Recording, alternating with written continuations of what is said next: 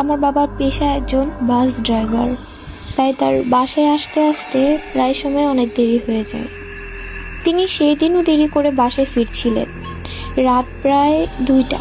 বাসায় দরজার সামনে এসে যখনই দরজা ধাক্কা দিবেন, ঠিক তখনই তিনি শব্দ পেলেন যে আমাদের বাড়ির ঠিক পেছনে একটি বাগান আছে, ওই বাগানে কেউ কান্নাকাটি করছে। তিনি ভাবলেন বাগানের পাশে একটি কবরস্থানও আছে, হয়তো কেউ মারা গিয়েছে, সেই কারণে হয়তোবা তাদের আত্মীয় স্বজন এসে কান্নাকাটি করতেছে। তবে এত রাতে কে বা কারা হতে পারে? আমার বাবা বেশি না ভেবে বাসায় ঢুকে পড়লেন। তার ঠিক 4 থেকে 5 দিন পর আমার ভাইয়ের সাথেও একই ঘটনাই ঘটে। তবে তিনি যা শুনতে পান তা একটু ব্যতিক্রম ছিল। আমার ভাইয়ের সেদিন বাসায় ফিরতে খুব একটা দেরি হয়নি। তিনি বাসায় ঢুকেই সবার আগে হাত মুখ ধোয়ার জন্য গোসলখানায় গেলেন। গোসলখানাটা হলো বাগানের পাশেই। হাত মুখ ধুতে ধুতে আমার ভাই শুনতে পেল যে ওই বাগানে কোনো একটা মহিলা চিৎকার করছে। তাও এমনভাবে চিৎকার করছে যেন ওই মহিলার সাথে কেউ জোর জবরদস্তি করছে। আওয়াজটা এমন আসতেছিল, বাঁচাও বাঁচাও আমাকে। আমার ভাই শব্দ শুনে কবরস্থানের দিকে যান, তবে তিনি কিছুই দেখতে পেলেন না, আর কোনো শব্দও পেলেন না। তিনি ভাবলেন যে হয়তো তার শুনতে ভুল হয়েছে, তাই তিনি বাসায় চলে গেলেন।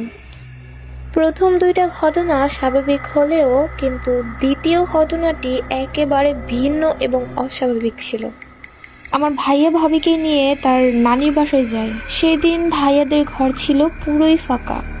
যেহেতু তাদের ঘর আর আমার ঘর পাশাপাশি ছিল, তাই কোনো শব্দ হলেই আমি আগেই শুনতে পেতাম। রাত প্রায় 3টা বাজে আমার পিপাসা পায়।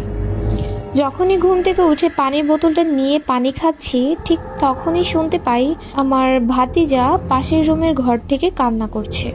ওর বয়স প্রায় 18 মাস।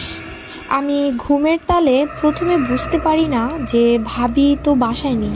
আমি আবারও ঘুমিয়ে যাই। কিছুক্ষণ পর আমি আবারও শব্দটা শুনতে পাই। তখন আমার খেয়াল হয় যে ভাবি ভাইয়া তো বাসায় নেই, তারা সবাই তো তার নানির বাসায় বেড়াতে গিয়েছে। তাহলে কে কান্না করছে? তার পরের দিনই আমি আমার মাকে নিয়ে আমাদের এলাকার স্থায়ী মসজিদের ইমাম সাহেবের কাছে যাই। ইমাম সাহেবকে সবকিছু খুলে বলি। ইমাম সাহেব যা বললেন, কথাটি আমি আর আমার আম্মু শুনে পুরোই অবাক হয়ে গিয়েছিলাম। তিনি বললেন যে আমার বাবাও শব্দটি শুনেছিল, কিন্তু তিনি কান্না দিয়ে বাসায় চলে যান। একা একা যাওয়ার সাহস করেনি। তবে তোমার ভাই একা একা চলে গিয়েছিল দেখার জন্য। এই জন্যই তোমার ভাইয়ের পিছু করে ওই জিনিসটাও তোমার বাসায় চলে এসেছে। এই জিনিসটার নজর তোমাদের বাসার বাচ্চাটির ওপর। ও সুযোগ খুঁজছিল যে কাউকে বাড়ির বাহিরে এনে তার মাধ্যমে বাসার ভিতরে প্রবেশ করবে, আর ও সফল হয়েছে। ইমাম সাহেব আমাদের সন্ধ্যার পর বাগানে যেতে নিষেধ করলেন এবং বাড়ির চারপাশে কি যেন মাটিতে পুঁতে দিলেন। জানি না উনি কি পুঁতেছেন, তবে তারপর থেকে এখন পর্যন্ত বাসায় আর কোনো সমস্যা হয়নি।